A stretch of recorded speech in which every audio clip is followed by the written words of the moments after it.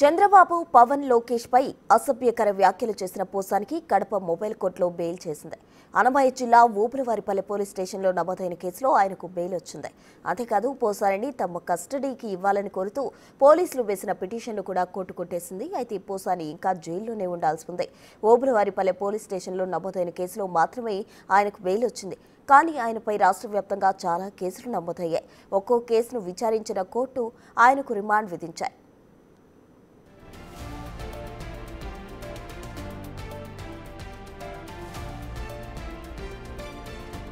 మొదట అన్నమయ్య జిల్లా ఊపిరివారిపల్లె పోలీసులు పోసానిని హైదరాబాద్లో అరెస్ట్ చేశారు.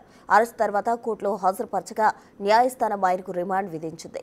దీంతో ఫస్ట్ రాజంపేట సబ్ జైల్లో పోసాని రిమాండ్ ఖైదీగా ఉన్నారు. అయితే పల్నాడు జిల్లాలో కూడా ఇదే విషయంపై కేసు నమోదు చేశారు పోలీసులు. ఈ కేసులో భాగంగా రాజంపేట పోలీసులు అనుమతితో పల్నాడు జిల్లా నరసరావుపేట పోలీసులు తమ అదుపులోకి తీసుకున్నారు.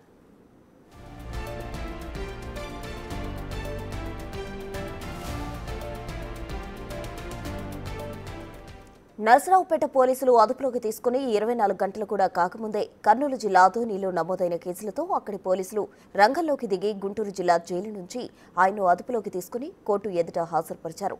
కోర్టు ఆయనకు ఈ నెల 18 వరకు రిమాండ్ విధించింది. ఇలా వరుసగా ఆయనపై కేసులు నమోదు కావడం, కోర్టులు రిమాండ్ విధించడం జరిగింది.